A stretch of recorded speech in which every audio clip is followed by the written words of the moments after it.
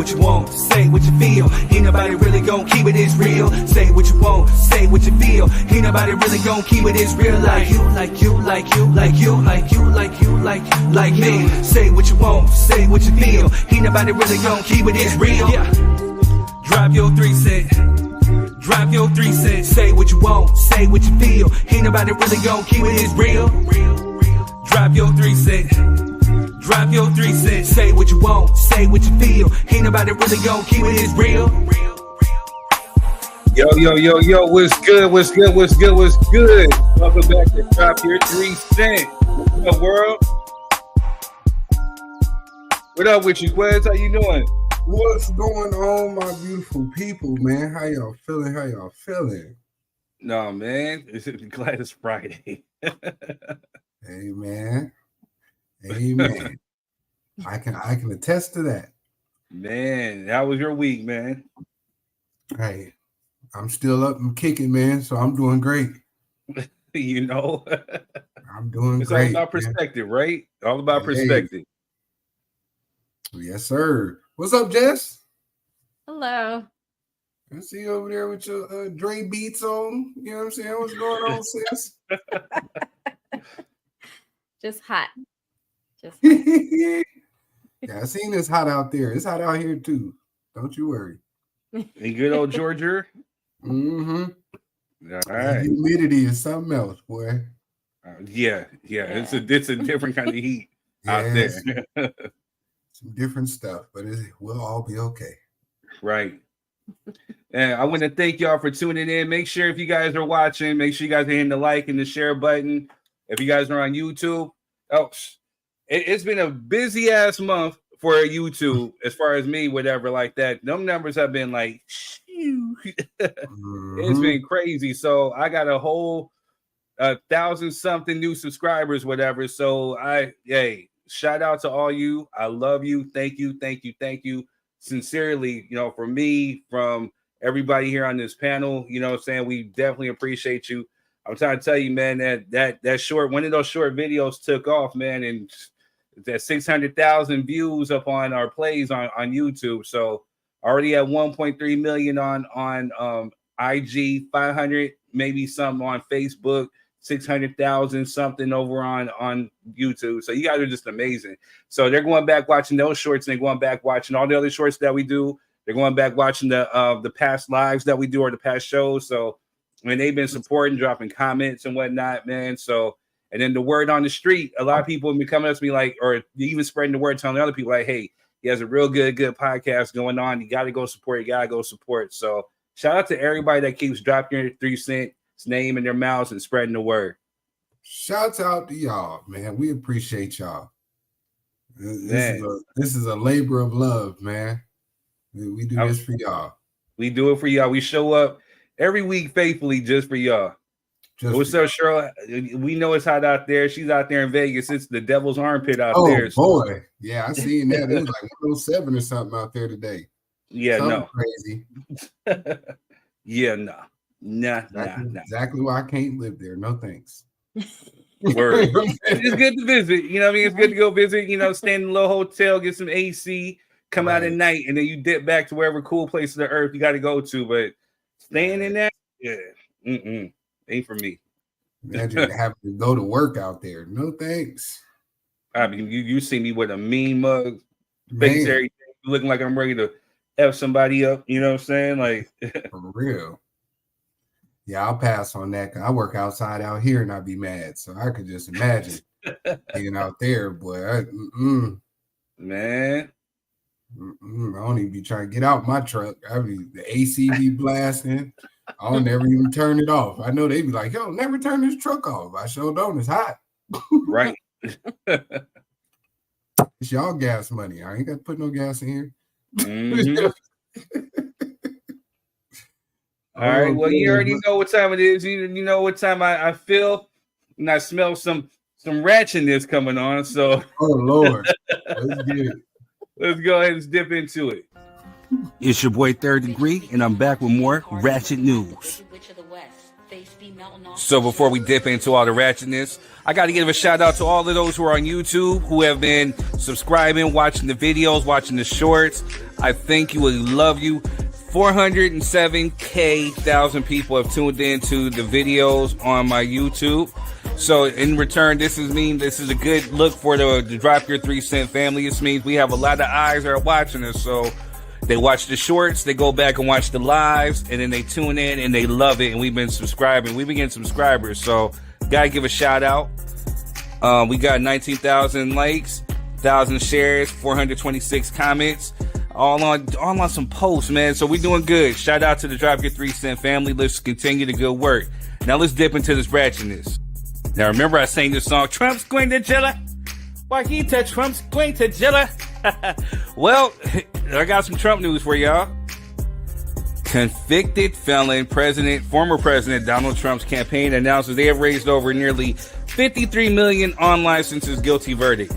These are the times that we're living in. So he gets found guilty. His sympathizers believe that's a conspiracy theory and all. Then they gave him like $53 million, for bail? for his commissary?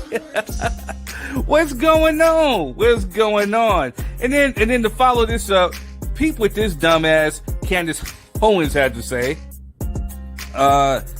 Candace Owens, quote, Joe Biden lived his life as an evil politician and a pervert. Today, he's a senile old man who is suffering from advancing dementia. Flotus, you are a deranged, cruel woman to allow your husband to go through this routine public humiliation.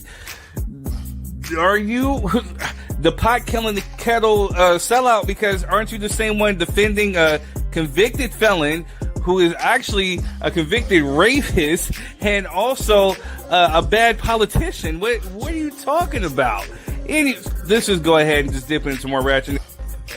Michael Jackson's kids have just been cut off from receiving any of his money, which is weird because the IRS is claiming that the estate owes over more than $700 million in back taxes, which, if you're not mistaken, a few years ago, they actually cleared his debt and paid that $700 million tab. So for whatever reason why they're stopping the blockage of the money and to his mom, it's kind of crazy to me. We probably should talk about this later, but moving on. Just a reminder that they love to talk all that nonsense about the Biden crime family, but look at this right here. Let's go. Michigan man who went viral for tuning into court I think it was for a suspended license while driving has been arrested again as his case takes another turn. I guess as it turns out, check this out right here. Let me make it very clear, based upon what the court looked at, he has never had a Michigan license, ever, and has never had a license in the other 49 states and commonwealths that form up this great union. The man has never had a license, so how did I got so many questions, but in dumbass of the world, or dumbass award, goes out to him. Moving on. Man doesn't scan a single item at Walmart checkout. Sounds about white. Moving on. The U.S. military will remove all references to the Confederacy from buildings and street names and will rename 9 military bases named after Confederate generals. So what took you so long to do this? The Civil War ended in 1865. Matter of fact, the Confederacy lost, and we're just doing this now in 2024? In entertainment news, Boy Meets World actress Trina McGee. Hey, that girl was bad back in the days of Boy Meets World. But she's now pregnant at 54. At the tender age of 54, I found myself pregnant, as she quoted. Hey, salute and shout out. Much love to you. We're sending all the blessings to you in the world. Singer and songwriter The Dream has been accused of rape and sexual battery by a former protege.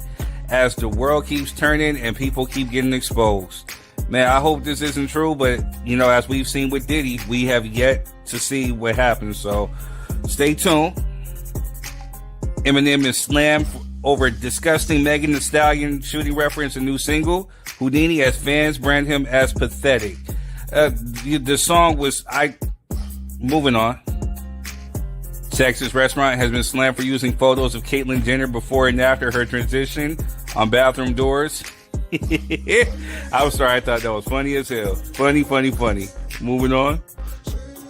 According to the Shade Room, these are the list of the nastiest or actually dirtiest cities in all of America. Number 1, Houston. Number 2, Newark, New Jersey. Number 3, San Bernardino, my hometown. Damn.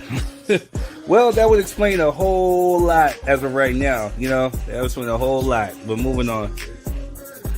NBA star Dwayne Wade's daughter, Zaya, has transformed into such a gorgeous young lady.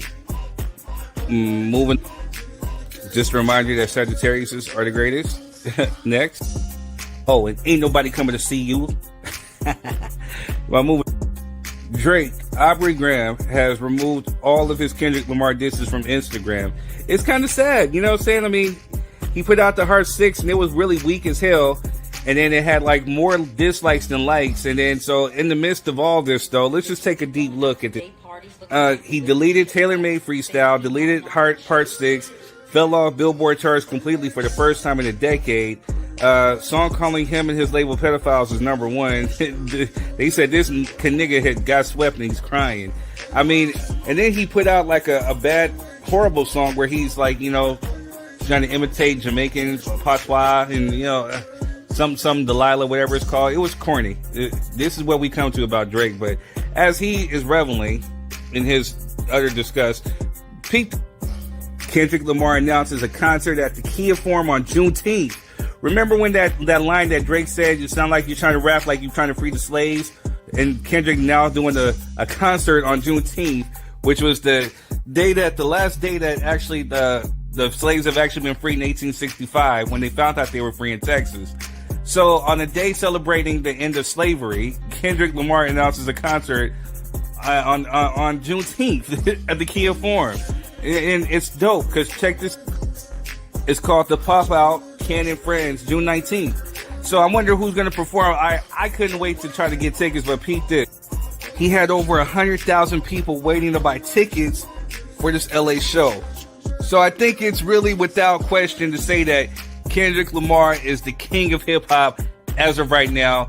Drake took an L. It was a good battle, but all salute to Kung Fu Kenny as the king. And I think that's about all I got. Oh, just a reminder, June is Men's Mental Health Month. Also is Black Music Month. So we're going to be talking about different elements of both throughout the whole month. But for tonight's show, we're tackling mental health, men's mental health. So if you guys got anything to say, go ahead and just add in and drop your 3 cents. But for right now, just go ahead and enjoy the show. Anyway, I'm your boy Third Degree, and that's been your Ratchet News. Enjoy the Good stuff, brother. Good stuff. That was a good eclectic version of ratchetness. I like that. It was a symphony of ratchetness. Yeah, you know what I mean? It was the meet the grams of ratchet news. You know what I'm saying? My boy Kung Fu Kenny is a genius, man.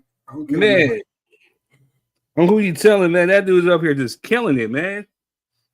Killing it. That was good stuff, man. And congratulations to the United States government for finally realizing that they're idiots and renaming these bases. And, you know, that I've never seen the winners put up memorials for the people they whooped on. So, you know what I mean? Outside of us. Right. You start naming stuff after the people you destroyed and beat in a war, you know, doesn't really make sense unless y'all cousins. But neither here nor there. You know, I really wanted to kind of talk about that for a minute. Just, you know, it's kind of ill that again, like, why were they even named after them, period? You know what I'm saying? Like, is this like, you know, especially if I could see if it was already like the South, right? You know what I'm saying? Like, of course, Jim Crow era, but slavery ended in 1865. Like, the Confederacy got their asses handed to them in 1865. So, like you said, I don't understand why it was important to hang any type of memorial, any type of statue, any type of building after the loser. You know what I'm saying? Like, what does that say about, what does that really say about America? You know? Says a lot, my brother. It's our heritage. Yeah. Yes. They'll fight to keep that, right? But they'll critical race theory that they want to end. You know what I'm saying? Like, it's crazy because now if you get in critical race theory or any type of teaching of Black history within any of these history classes, they can totally rewrite America. You know what I'm saying? And American history, saying that there was never no slavery. Just like this Uncle Tom Negro, what's his name? Something Donalds, you know what I'm saying that, you know, the Black family was stronger during the Jim Crow era and all this other, you know what I mean? It's just with a white wife at that, you know what I'm saying? So I don't understand it today. Well, you know, that to me, I feel like that was a political ploy on that brother, man. You know what I'm saying? I understand where people are coming from, but if we look at statistics, he's right. Hey, Adoration. Hey. What's up, Adoration? I'm gonna start calling you Chameleonaire, the color changing lizard. And all you do is keep changing clothes on Facebook, ma'am. You know what I'm saying? We see this whole wardrobe. Yeah. What is going on? Now I'm gonna brand myself properly because right now I see you. Yeah. I see you. Keep it literally is my whole wardrobe too. Right, consistency wins the race. But I'm thinking about kind of branding out to teach people how to be a nomad, how to be able to travel and so that, and live out of 2 suitcases and sell their clothes. Sounds like a blog is coming. You know what I mean? Right. Sounds dope. Here we go. Dope. But yeah, but right. like I was saying, man, statistically, he's right.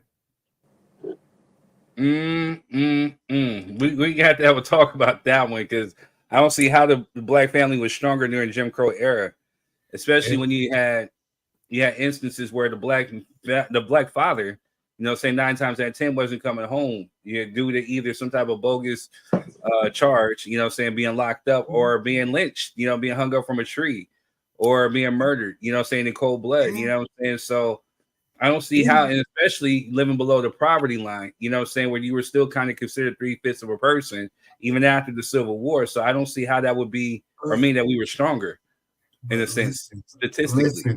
Listen, sir. Here we go. You know this is my department. So before the integration in America, what did Black people have? Like we like to hyper centralize the poverty version of it, but we don't look at the wealth version of what Black people had during those time frames.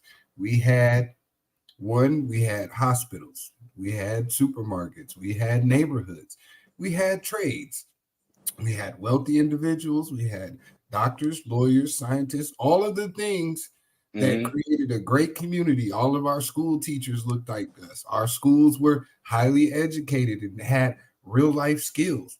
They had skills that they could use for working and skills to go to colleges and into those spaces as well. So, and we had almost a 70% marriage rate at that time, with those Black men dying, with those Black men going to jail under false pretenses.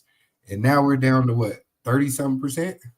That's a 40% decline just from, you know what I'm saying, integration from that point forward. There's been an all-out massive effort to destroy the Black family, because we all know in America, wealth is built through family. It has to be passed down from generation to generation. So if you destroy the family dynamic, you no longer have any economical power, because you have split up households of people trying to recover and make things work from a singular perspective.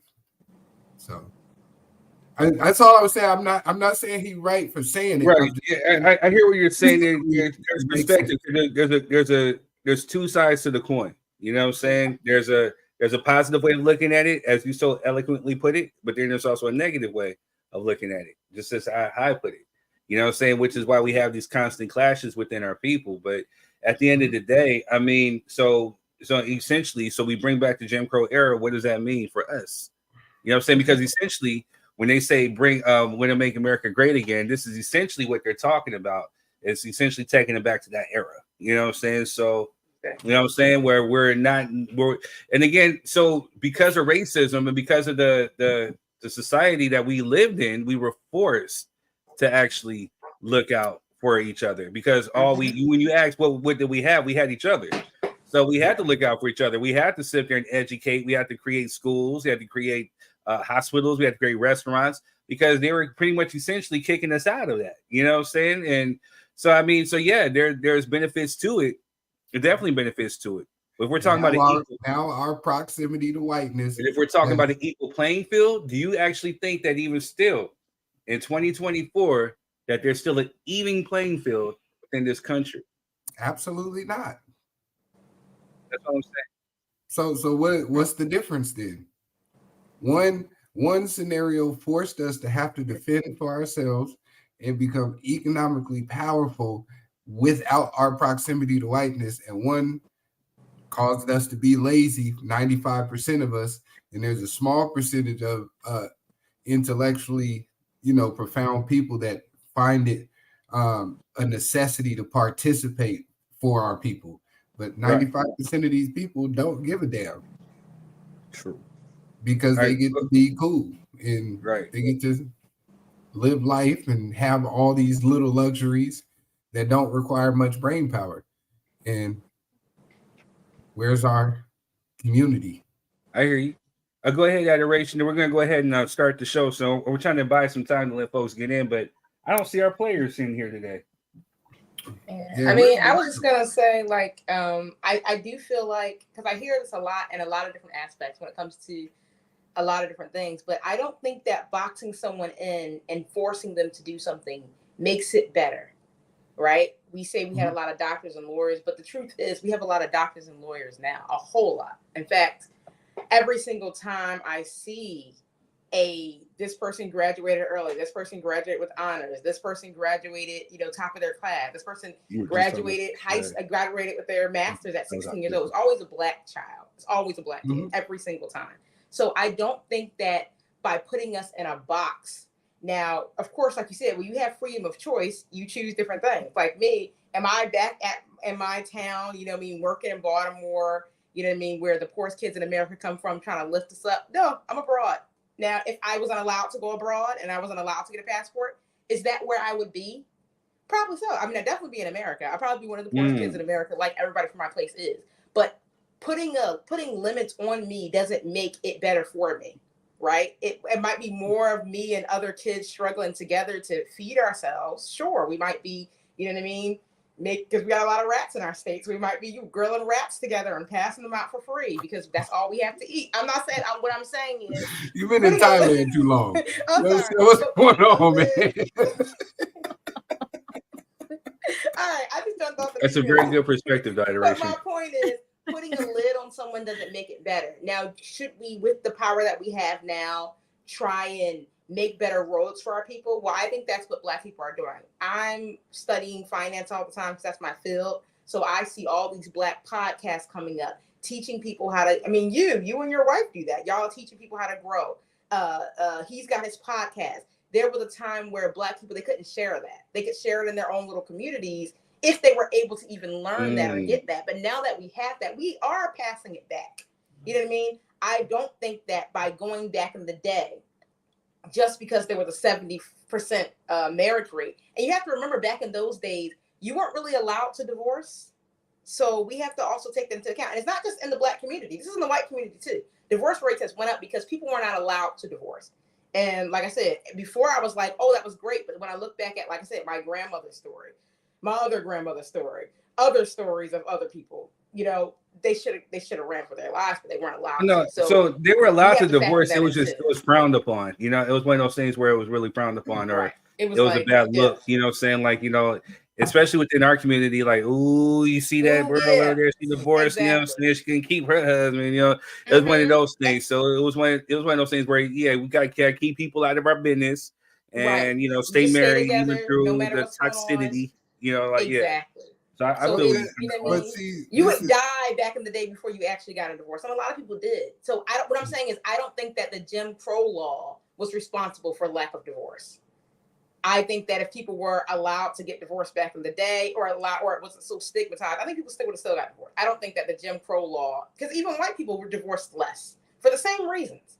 Mm-hmm. And now they divorce more for the same reasons. You know what I mean? Well, I wasn't. See, I think that's where we're having a slight disconnect because I'm not saying the law is the cause of the effect. I'm saying that the time frame that he referenced was a time frame to use as a measuring tool of what Black people were doing during those times. And yes, there's a lot of Black lawyers, there's a lot of Black doctors, there's a lot of, but Black people still have the highest mortality rate in hospitals with all of that, because there's also no oversight in regards to people that look like us caring for us. You see what I'm saying? No science on how our bodies operate. If we were still operating under that same pressure of community, right? Because as soon as they said, hey, you guys can come over here, we was happy to go sit at the counter. We was happy to get on their buses. Lost all our bus companies. You know what I'm saying? Lost all our taxi companies because we were so happy to go be a part of, and we lost ownership. So I need people to focus on the fact that as we progress during this time, because that's I understand what the brother's saying from that perspective, but we also have to focus in as a community of people that ownership is key, right? And you shouldn't be giving up ownership just to participate. And that's true. A lot of our people that are harder for us to do that.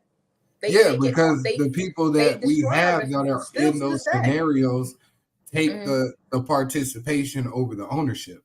Right. Yeah, it may be a struggle. And also us as people, we have to support those people who put their necks on the line for us too. That's also a reality in those educated and those wealthy individuals giving back to the community. You can't chastise or try to belittle the people that come back to the community because they went away to grab the jewels necessary to bring back to the community. And then we ostracize them, or we complain about their pricing, or we complain about their service, or whatever the case may be, without having actual conversations and stating, hey, look, we need you in the community. Here's some tips and tricks of how you can reintegrate back into what we have going on and be a part of it while we support you. The community has to support those individuals too, because a lot of times what happens, the people that want to come and give back, they're ostracized, and then we complain and say don't nobody come back, but then we kill all the niggas that come and give back. So y'all got to pick a side. That sounds crazy. Very true. But also, I'm gonna say it like this too before we jump off. You know what I'm saying? We spent a little bit too much time on this one, but also consider the source. Consider the source. I mean, this is the man who's talking about Black families were stronger and Black family. But again, no offense to those who do marry outside, but he's a Black Republican who is married to a white woman, and he's a Trump supporter on top of that. Which, again, he's in the media for making these comments when they're talking about he might even be a vice president hopeful. So, consider the source. That's what I'm saying too. Okay. And never confuse the message for the messenger, because Jesus will use your enemies to give you a blessing. So pay attention. No, I don't believe that. I disagree with her. Sound like Candace Owens, the man version. Word. And him and Candace will never marry each other if they had the chance. They'd be like, nigga. They'd be like, don't touch me. Yeah. But they see Ken Doll. Some political clout. They would do it. No. They see Ken Doll. All of a sudden, oh, he's sexy, and then he see Barbie. Oh, she's sexy. Nah, he see Candace Owens. He gonna think she a nappy headed hoe. Like down like, ew. Right. But moving on. I'm playing with y'all today, man. Move on, please. All right, you know what to do, Quiz. Cheryl said, third, what is your word of the day? They're saying pedophile. Wop. No, I'm just playing. I'm sorry. Yeah, nigga, you a 69 guy. I run for your life. I'm just playing, man. Third, what's the word, man? And the word for today, me and Jess we kind of had a small, not even a debate or just a discussion about open-minded. You know what I'm saying? What does open-minded mean? Is willing to consider new ideas unprejudiced. So, you know what I'm saying? So, again, this also goes into what we're going to talk about today, because a lot of what we're talking about, you have to keep an open mind and definitely look at perception. But there was a thing where we're talking about open mind versus closed mind. You know what I'm saying? What is the actual meaning of that? And, you know what I'm saying? So, she was pretty much saying that, you know, if you're not open or if you're not willing to try new things or do things within the action, then that means that you're closed-minded. And I had said not necessarily. It's akin to it, but more so open-minded means that you have to be open to receiving and actually hearing new ideas. You don't necessarily have to agree, nor do you have to partake, you know what I'm saying, in them, you know what I'm saying, but you have to just be definitely open-minded into hearing them. And so even with that being said, when we talk about stuff as far as like, you know, men's mental health, you know what I'm saying, we're talking about, you know, is there a battle between older women and younger women, or older men and younger men? Is there a thing such as, you know, dating for looks and dating for types? You know what I'm saying? This all pertains to keeping an open mind, because these are things that get closed off and we don't necessarily talk about, especially when it comes to men's mental health. They kind of flick that off and don't really talk about it. It seems like, you know, back in the day, no one really cared, especially within the Jim Crow era. No one really cared about what we were going through mentally. We just had to actually go through and actually take care of what we had to take care of. Right. You know what I'm saying? And a lot of the stuff that we're doing right now, this is why we have such a divisiveness amongst our people, is because we don't necessarily have the open mind to actually hear each other out. You can agree to disagree. You may not even like what some people are actually subscribed to. Doesn't necessarily mean that you have to subscribe to it. If you don't subscribe to it, that does not mean that you don't have an open mind. It just means that you just do not agree. You know what I'm saying? But at the same time, you have to be open to at least have a conversation. Absolutely. I like that. You guys, which is what we're doing today without us. You said what? I said you guys had a good discussion without us, you busters. You know what I'm saying? Cheryl says, on some things, what is a hard no versus a slow yes? It's subjective. It's all subjective. You know what I mean? It's subjective. What are your principles? What do you stand on? That part. Are you a Christian? Are you a Muslim? Or you know what I mean? Are you an atheist? Like, so my hard pause. My no versus your no is something different. You know what I'm saying? Exactly. Like, you know what I mean? No different. Exactly. But you know what I mean? What may be something that's a non-negotiable for me may actually be something that you can understand and you know, and that's put some practice into. So it's very subjective. But I think morality wise, I think majority of people know what's morally inept. You know what I'm saying? Like that ain't true. A lot of people know what's morally divisive, and they play like they don't, but it's because they have an agenda. But truth be told, you know morally what you're preaching to me is nonsense, and I shouldn't have to agree with it. I'll hear you out, you know, and let you speak your piece. I still may not agree, but you know you don't even make sense. So, you know, like I said, it's subjective. It's subjective. For me, you have to make it make sense. You know, 2 + 2 has to equal 4.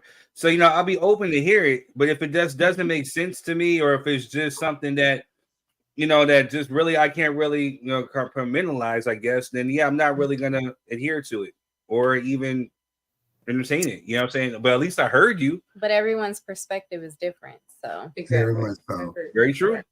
I think the common ground in that conversation was being able to listen, not necessarily having to subscribe. I think that was the main focus of what I gathered from that. You should still always be willing to listen. You never know. You can help somebody work through their problems, even with your disagreement. You know what I mean? So it's not for you to judge on the surface level and be like, oh hell no, I can't listen to that at all. Don't talk to me. Shut up. That's close-minded. Get away from me. On top of that, you can actually learn something. You know what I'm saying? Because there's some things that I don't necessarily agree with Jess with. You know, but when we have our talks, I'll listen and then I gain a new perspective. Now I have a better understanding of where she comes from, or there might be something I'm completely ignorant to, and I actually learn something like, oh wow, that's like that. You know, I still may not necessarily agree or necessarily subscribe to it, but like, oh, okay, I get it now. You know what I'm saying? And you walk away with a different level of respect. which is actually the whole premise of this whole damn podcast. It's called Drop Your 3 Cent.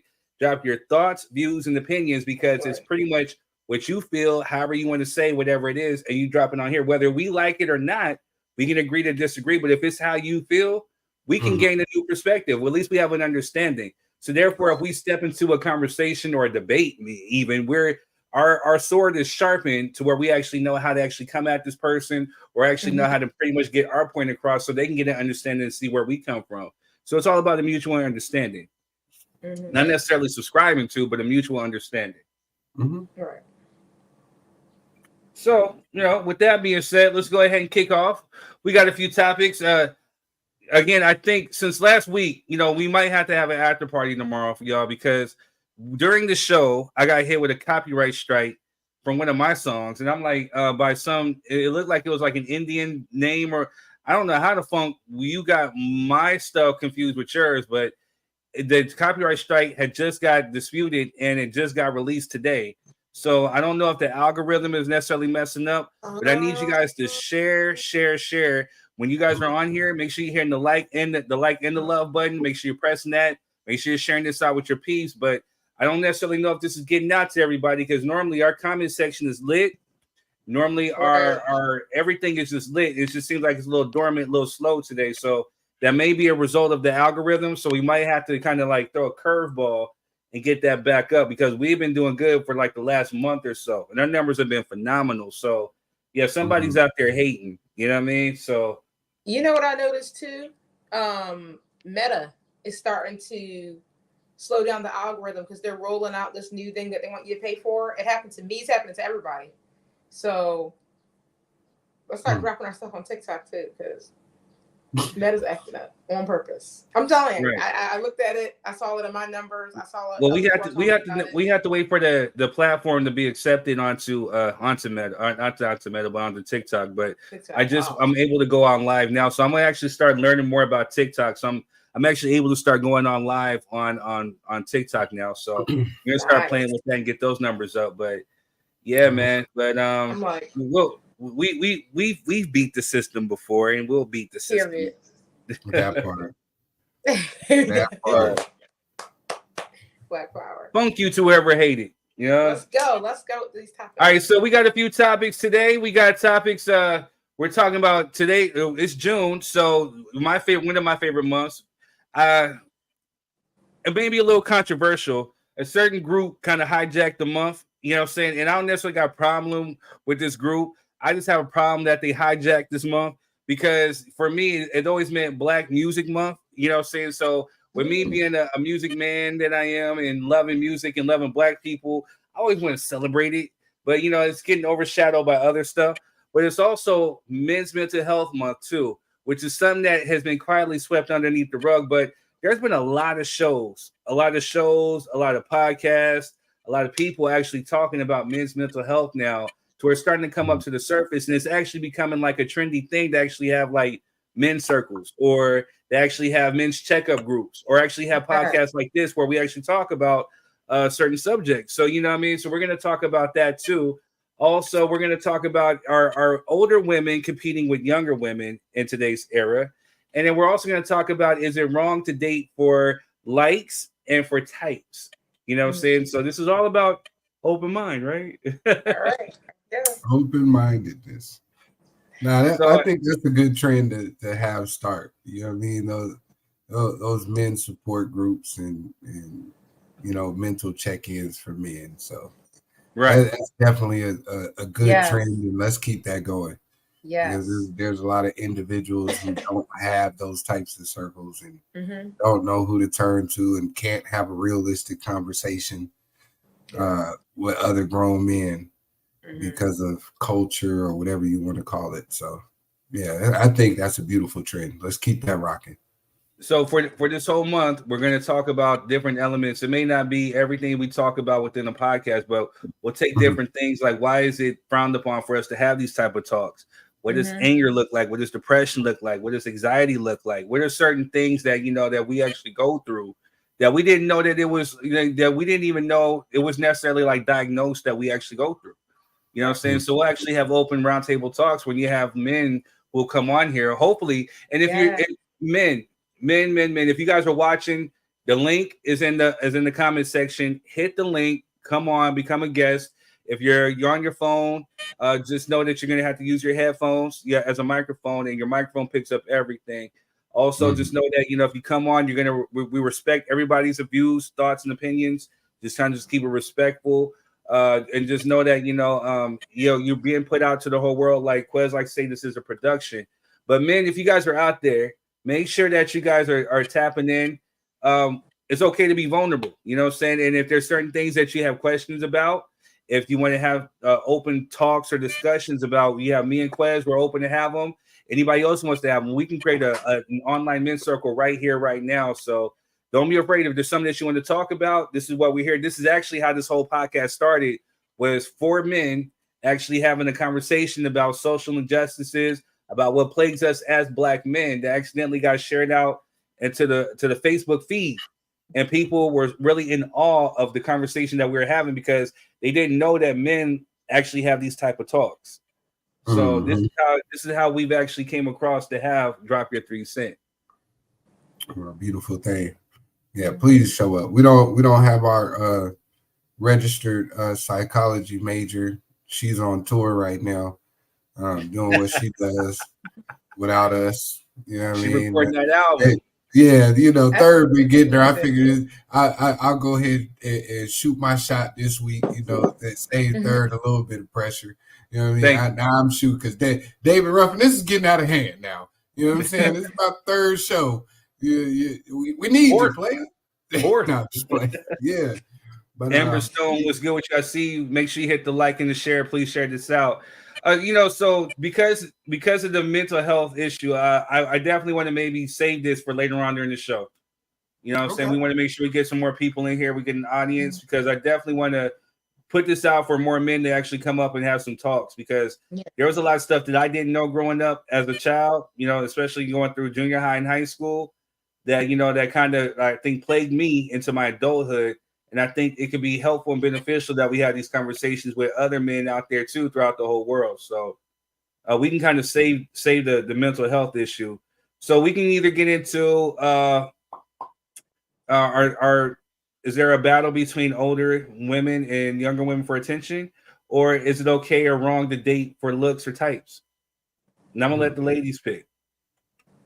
It's Men's Mental Health Month. Why don't y'all pick?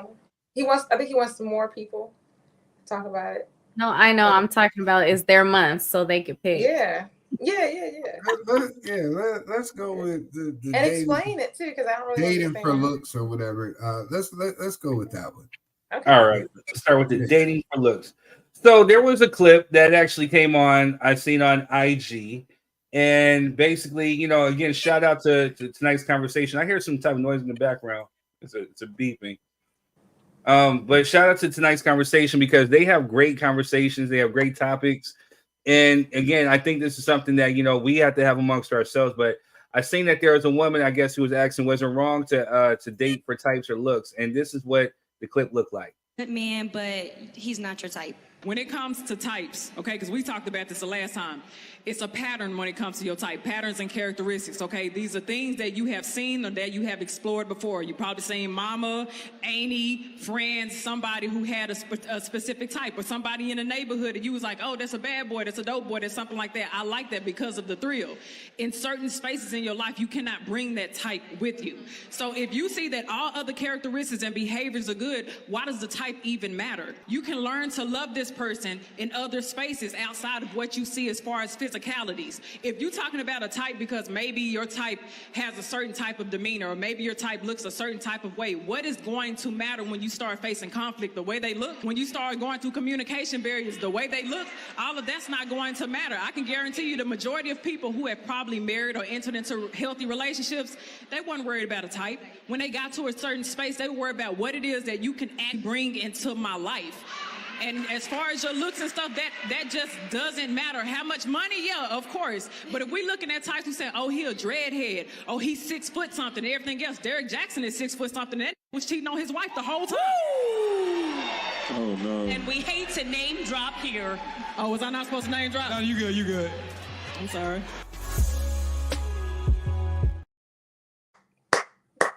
I'm so glad she said Derek Jackson's name. Name drop that man. Name drop that man. Adoration is silly, man. Drop. I did a petition. You know, I did a petition against him. I remember you telling us about that. Damn, you the feds, man. And it worked. No, because let me start being nice to Adoration. Also goes into men's mental health real quick. The thing was, I didn't even know what he was doing behind the scenes, but he was talking to mainly, of course, women, talking about, you know, if your man's doing this, he's horrible. And after a while, it just got to be too much. And I'm like, at this point, you're ostracizing our men, and I don't really like it. It's not healthy. And so I did leave it just to find out. This man's talking about if your man does that, he got books on how to do. He was cheating with over 100 women on his wife. This man suppressed and abused his wife so bad while he's sitting there feeding to this group of women talking about if a man does this, da, da, da. So I'm like, I was proud of what I had done because people were like, why would you do that? He's trying to help you guys or whatever. And I'm like, he's not helping nobody. So just to put that out there, name drop. Word.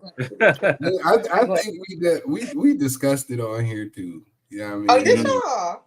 Yeah, we did. I think we did because we were talking about how his wife looked like a prisoner during his apology and all that kind of stuff because that did look kind of weird.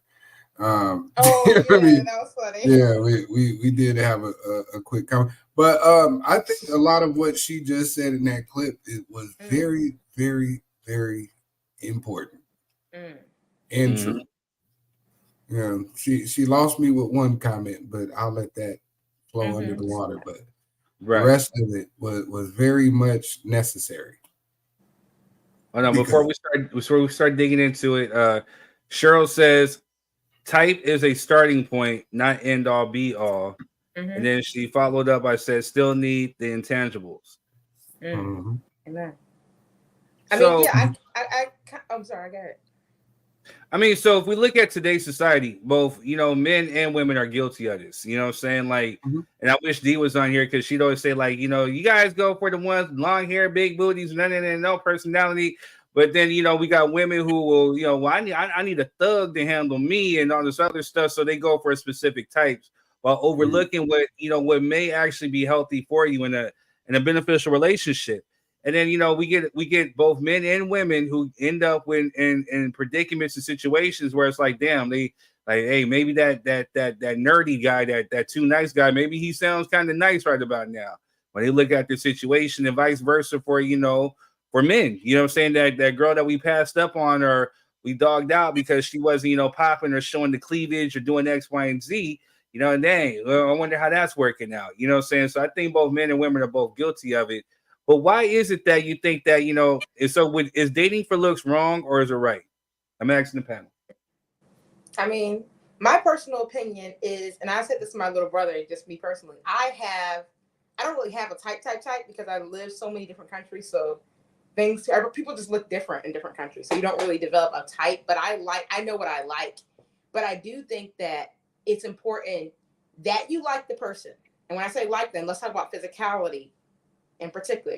I do think it's important that you like the person, but they don't have to be your type, right? So the only person that I've ever dated was not my type, but I liked him physically. I thought he was attractive. I thought he was cool. I liked his style. I liked his swag. I liked him as a person. And I think you have to like the person. I do see people a lot of times, men and women, who will date and even marry somebody that they don't like, but they're good on paper. It's like they check all the boxes. There's somebody that their mama would like. There's somebody that, you know what I mean? If they said, this is my person, it would be a good status. It'd be like, okay, but they don't like the person. And it's not a good marriage because you have to look at that person and be like, I really like this person. So the guy that I was dating, he wasn't my quote unquote type. You know what I mean? I like guys with long hair, whether that's dreadlocks or braids or, whatever you call it when your hair is not black. But whatever the case is, I liked him. I thought he was attractive from the first day I saw him. I thought he was cool. I liked his spirit. I liked his whole demeanor. I really liked him. And same thing. I don't think that I was his type, quote unquote, but he liked me. And I think you have to like the person. I think you have to look. There definitely has to be an attraction. They have to. You have to be attracted to them. Just what are your thoughts? For me, I was thinking about it. I was like, oh, I don't have a type. Right. Well, we can tell you were third. It's okay. I'm just playing. That's my bro. Nah, so I was thinking about it. Well, before I met him, I really tried to go out of I guess, my type, and no, not trying to talk bad about anybody, but light-skinned men, I'm sorry. Damn, I tried. Well, I really tried. Damn, Drake, you lose again. I really tried. I really did. So I guess I do have a type. Chocolate. Oh, You know what I'm saying? I'm triple chocolate over here, I'm chocolate Zulu in this motherfucker, chocolate Zulu. But remember, oh, he's goodness. But I will say it is about the character, though. It is about the character. Like, if I can't, 100%. If your character is trash, no matter if you chocolate or not, I can't do it. I can't do it. True. Quez. Yeah, I tend to agree, man. I've talked to a lot of beautiful, ugly people. So, you know what I mean? It's very true. Very true. It's just a reality. So, I will say people do have certain types based off their reservations of past scenarios that may have happened, and you may determine your type, quote unquote, based off of trauma or bad experiences you had, and kind of when you see elements of that steers you away, like you're definitely not my type. But to just have a physical, she need to be 5'5" and 36, 26. You know what I mean? Like that's retarded. Because there's so many people with having conversations and having real dialect with that, you discover that there's something that attracts you to them outside of the way they look, and you should be having those conversations whether they're your type or not, because you'll be surprised. There's probably going to come a day when you're talking to someone who's definitely not your type, and there's some other type of attraction that you didn't know stimulated you. So yes. You know, I think, with again social media, we're kind of corralled into these types, right? Because these are the personas we see, these are the physical natures we see on a grander scale. Like all the successful people tend to kind of look alike, or tend to have the same personality types, or tend to running in the same circle. So with that being said, just do your due diligence, man. Like you shouldn't be disqualifying people because they don't look like what you want them to look like. Plants take time to grow. I hear you. Can grow with. I gotta give Jess a shout out because she just brought up a good idea or something like that, to where we can take an inner look within ourselves. You know what I'm saying? And so the thing I want to now flip it to is, do you think that at one point that you had a type? Definitely. That there was a specific type that you were looking for and that you were aiming for and that you bypassed others for? Most definitely. I mean, I can't say I bypassed anybody, but when I was a little girl and we used to watch the Kung Fu on TV with my dad, I was like, I want a Japanese man with hair running all the way down to the floor. He had to be wearing a robe, tight. That was my type. I was like, I'm flying to Asia and I'm going to marry that man. So... No wonder why you're in Thailand. I never passed anybody up for that guy. She's happy in Bangkok. She's like, thank God I ended up in Bangkok and I ain't going back with you niggas. No, that was when I was in the States. I was like, I am leaving this country. But I mean, I feel like there's fetishes you have when you're a kid, especially you kind of like see somebody on TV and you're like, I'm marrying that cartoon. Done. Like there's no way. I'm not settling for less. Yeah, hey, you just said something very important right there, and I don't think you caught it. Some people, it's just a fetish. Exactly. Right. A lot of times, a lot of fetishizing going on. I was getting ready to lead into that, you know what I'm saying? Because I think I don't know if I can necessarily speak for myself, but I think from conversations I have with homeboys in the past or whatever, I think, you know, because it kind of plays into the whole thing of not only mental, but it also plays into what we talked about before when I think Candace Owens was saying something like, you know, porn should be banned, you know, because again, you know, as we as boys, you know, saying as younger dudes, you know what I'm saying, like, you know, if you ever had your first taste of porn, you're seeing the girls with the big boobs and this and that or whatever. So we started kind of formalizing our thoughts to be like, hey, this is what the personification of what beauty entails within a woman is. She has to be busty, or has to be curvy, she has to be a freak and all this other stuff. So when you had the not diss nobody, but you had the quote unquote nerdy girl, or the one who wasn't necessarily showing off the cleavage or fast tail, whatever, you know what I'm saying? Then we looked at that person as more so like the square, you know what I'm saying, for some of us, you know what I'm saying? Like as far as like our eye candy, I believe, you know, I could be wrong, but it's something that I believe. And the media controls what we also think is attractive. I mean, you look at the new wave of, oh, you got to be curvy. Why? Because Nicki Minaj, because what's her name? They got their bodies done. So now that's the standard of beauty. And I was like, I always tell people, don't follow the beauty standards because they change every 10 years. When I was a little girl, you had to be as skinny as you possibly could, near anorex, if you wanted to be beautiful. But now you got to be as curvy as you can. And in 10 years, it's going to be back to something. I think that may pertain to white America because I can only speak for myself. I can only speak for myself as a black kid coming up, you know what I'm saying, no matter where I was at, whether it was San Bernardino, whether it was San Diego County, whether it's LA, whether it was Washington State, whether it was Atlanta. You know, if I seen a nice curvy woman.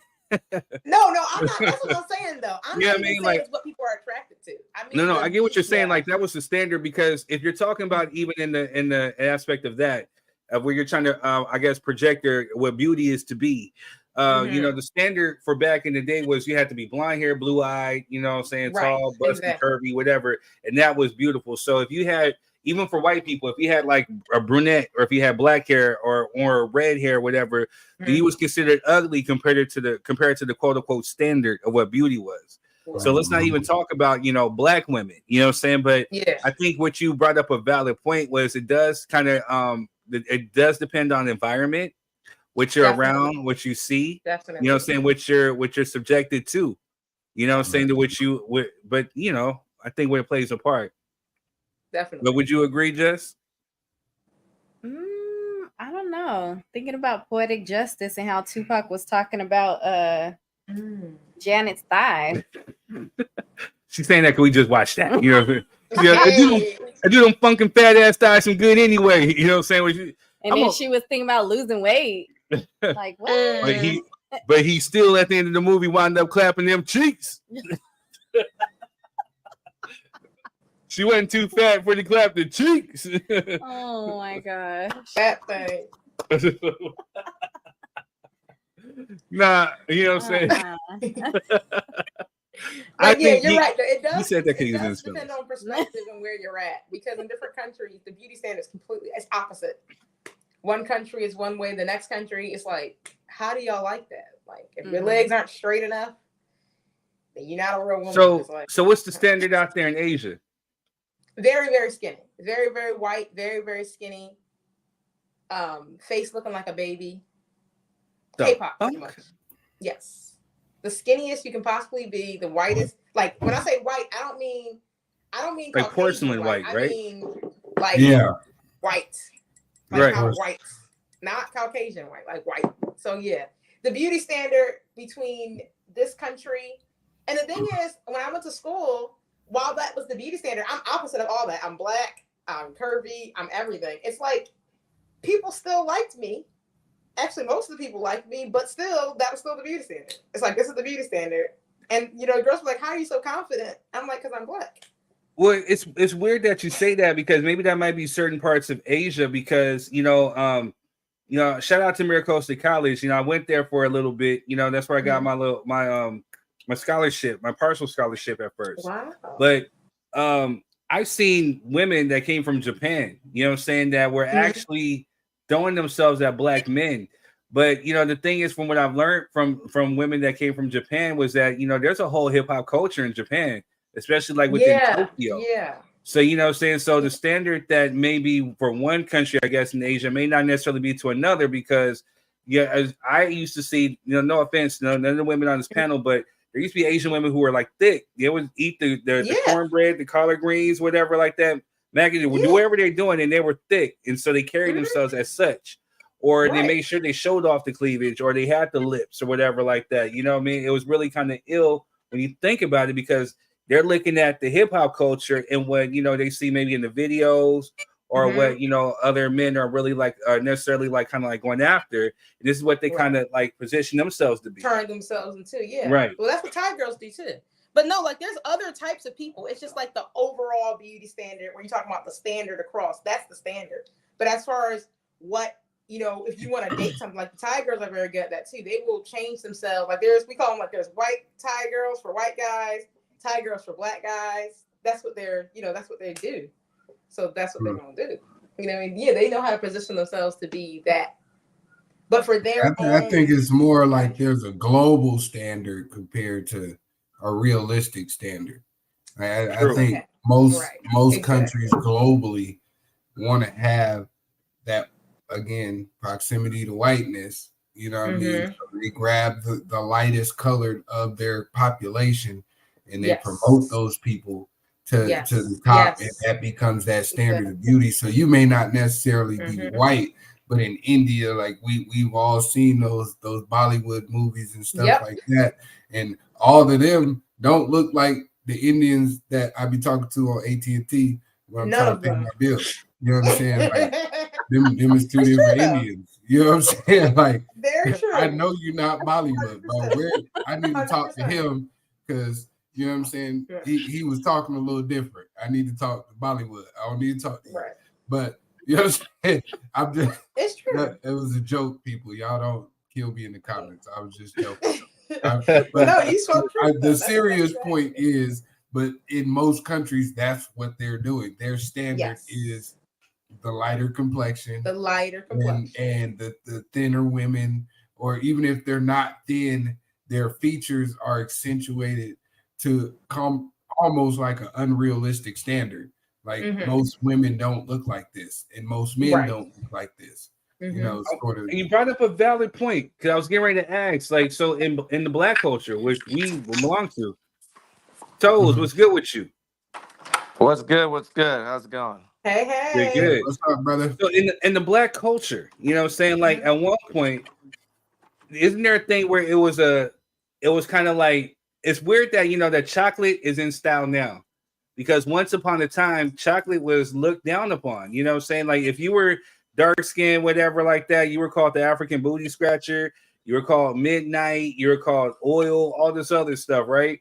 But the personification within our own community was that the lighter that you were, the prettier that you were, or the better treatment, like, so I think it came from slavery though. It was the truth. The lighter you were, the better you got treated. Period. It's true. Exactly. But then fast forward though, it leaked into us. Yeah. But I think it's always you have a fan. I think it's always been around, and it's still around now. Hi, if you look at like Brazil and Sammy Sosa and how they bleach their skin still, it's like a cultural thing. And even in some Asian communities or Filipino Asian communities, they bleach their skin. They look powder white. Normally, it's normal.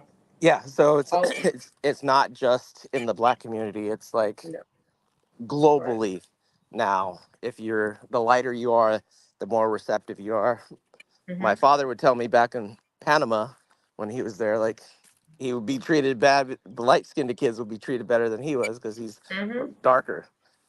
So colorism, yes, and it's the thing is, like, obviously I didn't experience it much because I don't live in America, but even my sisters who are now back in America, they're like, wow, people are very colorist here. Like, they're extremely colorist. It usually is toward girls because, you know, women are supposed to be the quote unquote beautiful ones, and girls, I mean, it seems like girls like dark skinned guys actually, but it's usually directed toward women. But yeah, the girls, my sisters, ma'am, don't like, believe that lie, ma'am. Oh no, ma'am, don't believe that lie, because us dark skinned brothers, we be tearing Drake and them down. You know what I'm saying? And they be because they not like us. You know what I'm saying? That we be trying to tell them. You know what I mean? Does mixed qualify as light skin? Can we talk about that? Yeah, they're all the same. Yeah. If you light skin, you just light skin. See, this be my problem with the whole colorism thing, because first of all, light skinned individuals already have a complex. So I don't think us dark skinned brothers really because, you know, truth be spoken, like there's a side of society where they're not black enough, no matter what they do. And there's a side of society where they're not white enough, you know, so they're kind of caught in a conundrum. You know what I mean? Like, to be honest, somebody like me, I don't really care. Like, I have a son that's light, like with green eyes and everything, like super light, and I still talk shit about his yellow ass. So you know what I'm saying? It's like. You know what I mean? He be doing light skin shit, and I just let him know. That's I would never. You know? But you know what I mean? I think that's as far as it goes. It's not like I don't want you to succeed in life. You know, it's kind of like friendly banter back and forth. Because you gonna call me black, you gonna call me a crispy critter, all that great stuff. You know what I'm saying? We wasn't shit till. You know what I'm saying? For real. We wasn't shit till Wesley Snipes. I was gonna say Wesley brought us back. You know what I'm saying? With New Jack City, White Man Can't Jump, Blade. Like, Wesley brought us all the way back. When he said, sit your $5 ass down before I make change, all light skinned niggas died. You know what I'm saying? It was out of there. It's over. You know what I'm saying? Hey, all the barges, all 17 of y'all gotta go. You know what I'm saying? Everybody's out of there. Yeah. No, but I think more so in America, our stuff is genuinely like friendly banter. You know, across the globe in the diaspora, they be on some different stuff. Like there be whole genocides based off that shit. We not gonna kill you. We just gonna crack kill albinos. I would say that Black American people are the only group of Black people in the world, I would say, that actually have the actual pride to be like, I'm Black. And everybody else be like, you guys have so much confidence. That's why people start following us. That's why all over the world it's like, oh, I want to be cool, I want to be Black, because we're the only people like, yeah, I'm Black. Now, like, I hate to sound dated or outdated, but you know, we have to tell ourselves that we had to have the James Brown to say it loud, I'm Black and I'm proud. We have to keep reminding us. We had to have the Malcolm X's that remind you that Black is beautiful. That just like what Quez was saying, you know, that we can attest to was that no, we don't need a seat at the white man's table. We're beautiful, we're strong, we're intelligent enough to create our own table. We don't have to beg for a place in society. We can create our own society. You know what I'm saying? We had to get reminded of this daily, because at once upon a time we were beaten down. The simple fact, if you spoke your native tongue in African, or if you had anything that came from your native of Africa, you got beaten, got killed, got lynched, got sold. So, you know, you had to suppress it. You know what I'm saying? So there was a somewhat of a coming out party, you know what I'm saying, amongst like the 60s and the 70s and the 80s. We have to keep reminding ourselves and passing it down to our children and their children and their children. Remind you that no, Black is beautiful, Black is strong, Black is this. You know what I'm saying? To remind, because once upon a time, Black wasn't in this country. There you go. Was Diddy Meek Mill's invited to that coming out party? Boy, if you don't get your boy, if you don't get your hey. No, sir. No, sir. We're not doing that. Damn. We are not doing that. Or is it a different kind of coming out party? I don't know. Closet That's not what he meant. Yeah, this coming out party was no Diddy. You know what I'm saying? On the door. It was on the door. No Diddy. Can't stand y'all. Take that. Oh man. But yeah, I mean, I don't know, so here we are. But like Quez said, I mean, and Cheryl, I hear you. Sidney Poitier was dark skinned too, and yeah, he was cool. But we talking about someone who came from us. You know what I'm saying? Like the Wesleys, the Eddie Murphys. You know what I'm saying? The Tupacs. Yeah. You know what I'm saying? Like folks that look like us that made it cool to be black. You know what I'm saying? To be dark skinned, and and it was funny because like years ago there was a light skinned cat who made like a parody video talking about, so dark skin's in, huh? Light skin's out of style. So he grabbed a bottle of chocolate. He was like, does this do it for you now? Like trying to make him some chocolate.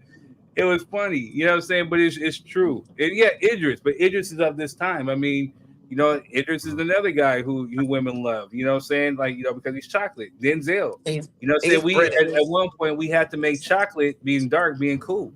So I mean, so at some point, even still, like I've heard from light-skinned women who actually preferred or had a type of dark men because they wanted their children to actually have some skin color. You know what I'm saying? Like that's what my mama said. Need some melanin. It don't always work. Yeah, it doesn't always work. Let me tell y'all right now, it don't always It sure don't. So get that theory out your head. You know what I'm saying? Because them jeans can go deep. The theory of marrying for fetish, like people fetish kids. Like listen, I'm gonna say this right now.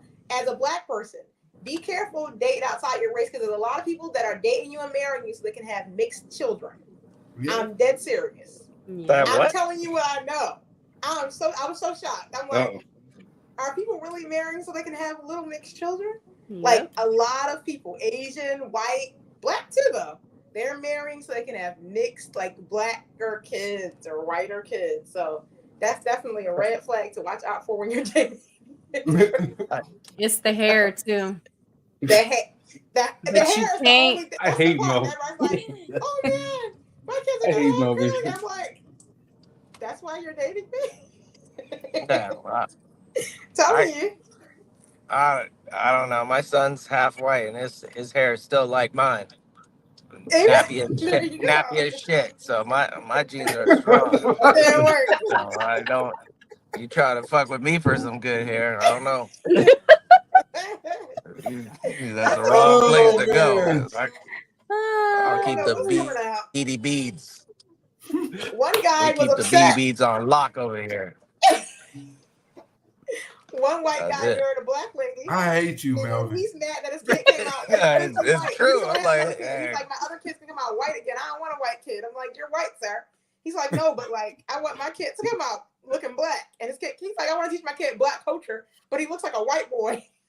Yeah, I've heard that from white people too. There's been some white people who are like, well, they refuse.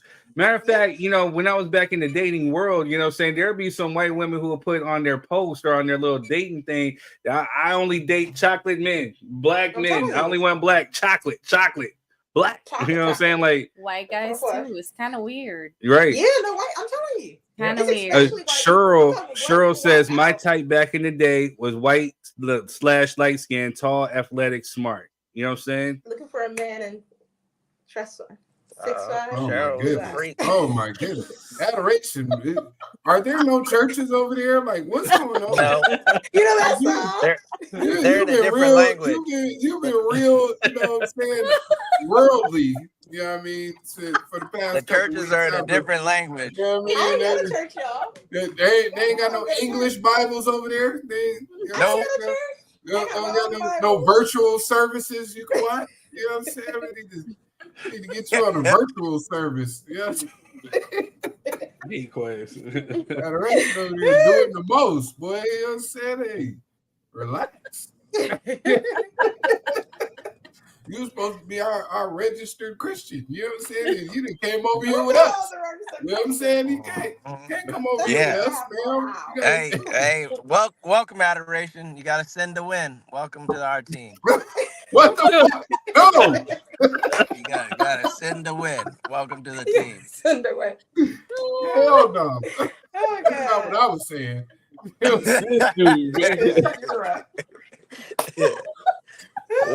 accept you with open arms. Well, Man, this was a good conversation.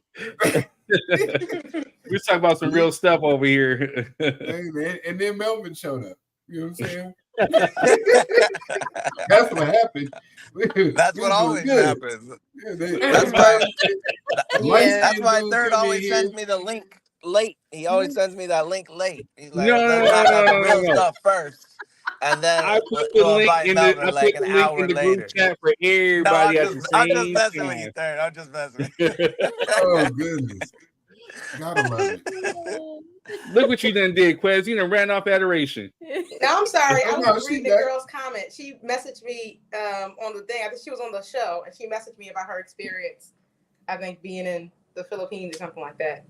Who? I'm like, comment on the show. Yeah, you can come on the show. Send them the link. You can come on, baby girl. The link is so, in the comments. Adoration. So the link for the show is in the comments on Facebook. So if you go to my live, it's in the comments. So shoot them the link or shoot them the link from your messenger and have them come on. Let me go. Yeah, tell her, come on, share her real quick. One second. I'm gonna go search my phone real quick. I mean, truthfully, so I think there's a difference between preference and then types. You know what I'm saying? Like, it's okay, I think, to necessarily have like preferences. You know what I'm saying? Like, you know, for me, my preference is you have to have some intelligence. You know what I'm saying? You have to have a personality. You know, because if I can't laugh with you, if I can't enjoy life with you, then I don't necessarily know if I can be with you. You know what I'm saying? Like you said, Quez. I mean, what I've learned, especially like with Cheryl actually said, you grow up. You know, at this time of a space in my life, I'm looking for peace. You know what I'm saying? Like, I done been married before, I done been divorced. Right now, I'm looking for peace and stability in my life. But I've met a lot of beautiful, ugly people. You know what I'm saying? Like, there's been models who I've seen and dated. There have been people who are just drop dead gorgeous, but they have like ugly souls. Ugly souls. Yeah.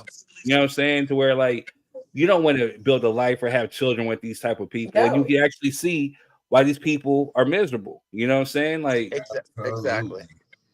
My new preference is they have to have good credit and let me borrow money. So as long as they do that, we straight. You trying to date Chase? You know what I'm saying? You know what? You know what's funny, let me hold a couple thou. That's it. Let me hold a couple thou. You know what I'm saying? What are you talking about? You know what's funny though? That's my preference. This athlete married this lady, and they were married for 3 days and got divorced. And she's like, he only married me for good credit to get his house because he had terrible credit. So they got married. He took out a loan for his house in her name. And now she's like, I need spousal support because I got used to living this nice life for those 3 days. And it's just crazy. I'm like, wow. It's a white lady and a black guy. So she had great credit. They got married. He took a loan. You can't even get your paperwork back in 3 days. It's just crazy. What the hell I think how did you do that? They just want to be in the news. Yeah, they just want to be in the news. You don't even get your marriage certificate back in 3 days. You don't get your marriage 3 days. And if you got money, then why you need credit? Like, if you got money, money talks. If you got money, you don't need good credit for nothing. Exactly. Like, if he's spoiling her to the effect of they need good credit, that don't make no sense. They just want to be on the news. It's not smart though to spend all your money, especially as an athlete. You can get hurt any day and then be out of a job. Most athletes go broke. So using credit to get your house. Yeah. No, because if you use your credit and then you lose your job and you can't pay off that credit, they take the house anyway. But it ain't his credit, it's her credit. So it would be like you hire a financial advisor, you pay some down, and you set up the lowest minimum payments just in case shit happens. You have something to fall back on. You don't put, and that's what like Quez will tell you. Can't put all your eggs in one basket, even if you have a steady job or anything. Hey, look, this is the part that people be missing. Even with home ownership, we all get them same 90 days. So, so if you can't get it together in 90 days, you might well kiss that shit goodbye. Yeah. You know what I'm saying? That goes for cars, houses. None of that matters when shit goes wrong. So if you haven't been financially prepared for at least 3 to 6 months worth of turmoil in case something happens, yeah, you're gonna be homeless just like somebody renting. Preach. Yep. But this is kind of on the same topic, but a little to the side. I took my son to Tyreek Hill, plays for the Dolphins, his training camp, and how'd that go? Tyreek Hill. I found out what was that? No, I said how'd that go? That's dope. Oh, it was great. It was fun. I just haven't posted the pictures or anything, but it cost $200 to attend the training camp, and then I found out Tyreek Hill had 4 kids and got married, 4 different baby mamas last year and got married last year. And I was thinking, this is a definite side hustle. If 100 kids are paying $200 to meet you, go to your training camp, it's $125 for a signature and another $100 to take a picture with them. So we dropped $500 to have this experience, and there was over 100 kids. And so, and I looked on his Instagram feed, and he went to several different cities doing the same thing. And I was like, now this is a hustle. It's a smart hustle if he didn't have 5 kids to pay for, but it's definitely because that's a lot of child support. But that's definitely a good hustle. He getting the max for athletes.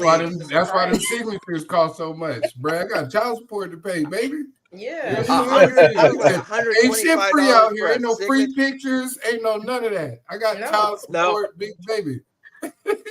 So $100 a picture and $125 for a signature, and $200 to attend the event. So that's wild. And you're not gonna not eat there. You're not gonna not buy a T-shirt. They know that our kids we spoil the shit out of our kids if we can. Yep. So we're gonna, and that wasn't even that was the lowest tier package. They had packages. If you get to ask him a question, it was $400 to ask him a question. Your kid asked him a question and sit there and talk to him. And so like the top tier package was almost Sir, why does it cost so much, sir? I'm just playing. I don't know, but I didn't pay any of that. I stopped at the 500. I ain't like, you could ask me a question and I'll Google a bit because I ain't gonna pay $500. To be honest, that's not really spoiling your kids though. That's giving your children access to a memory that they may cherish for the rest of their life. You know what I mean? Like you gave them an experience. You can't buy that at the store, right? That's what I was looking at it. That was his favorite your child loves to play football and you get to meet the cheetah, Tyreek Hill, you know what I'm saying? Who's one of the fastest people in the NFL, and you get to take a picture and go to training camp. I'm gonna tell you like this, Melvin. Melvin, he's 100% correct. I mean, it's definitely about the experience. Like as you guys seen, I still got that picture of when me and my pops we went to a wrestling match, and I got to meet literally a lot of my favorite wrestlers. You know what I'm saying? I got to meet Texas Tornado, and he sat there and literally had to talk with my pops the whole time and took a picture with us. You know what I'm saying? British Bulldog, Bret the Hitman Hart, Legion of Doom. You know what I'm saying? Like, these are all these people. I never forgot that. You know what I'm saying? Like, I never forget, going to my first concert and meeting a celebrity. You know what I'm saying? So what Quentin's saying is definitely right. It's definitely the experience of actually having that feeling. You know what I'm saying? That's what I was looking at. Look, when he turned 21, ask him what you bought him for Christmas at 11. He won't remember. Exactly. But ask him if he remember that time we went to go see Tyreek Hill. He remembers every moment of that. Yeah, and it was crazy. That's something you can't buy. He was doing the drills and he did the peace sign, and Tyreek was like, "Hey, you stealing my sign? Don't be doing that." And Malcolm was he was so happy and laughing, and so he was like, "This was the best time ever, Daddy." Blah blah blah. And so that was what I was looking forward to. Me and my wife were we wanted to invest in him, and those are the core moments that you can always appreciate. And so, amen. Absolutely, beautiful. Bro. Good stuff, man. That's dope. But yeah. D, what's up with you, D? Hey. What up, D? What's up? You got on the Trump 2024 shirt? Is that what that is? Oh, no, I'm just hell. I'm just playing.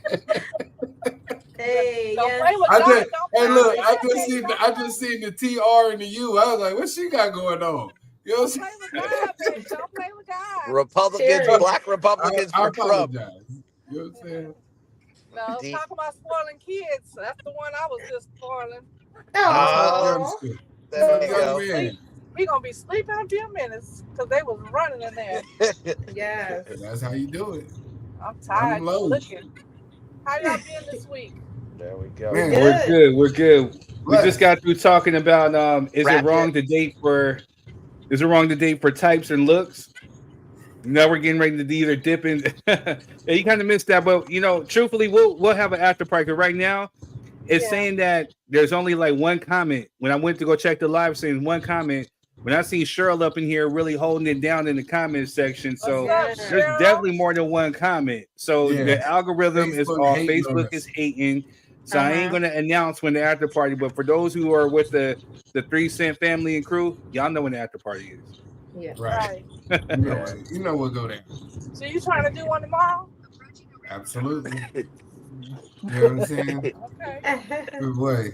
I was trying not to really let Facebook know. You know what I'm saying? It's all right. That's right. Right. But yeah, so that's definitely dope. So I mean, Well, we I got don't know, so we got about 30 minutes Men's left mental for health. Let's tonight's go. podcast. So which one you want to tackle, man? Now that we got a full panel, you know what I mean? David we Ruffin waiting still on y'all. recording the Everybody album. late. Y'all Well, went through yeah. all the topics already?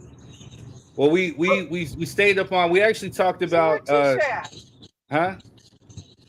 She said we're I'm hearing some background feed. I'm at the. Where's LP at? Oh, Tisha, she's recording still. yeah, she's still recording her album. You know what I'm saying? She's recording Life Without the Temptations. You know what I'm saying? Like The Life of David Ruffin. Right. Her new single is called "Ain't Nobody Coming to See You, Otis." You know what I'm saying? So dedicated to Third. You know what I'm saying? With the parentheses. Ain't nobody coming to see you, Third. Even though you the one selling the records. Look, hey, look, y'all spoke her up. Hey, Tisha.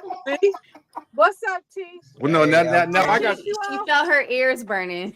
Now I got to take the reins. No, I'm David Ruffin. Ain't nobody coming to see you, Otis.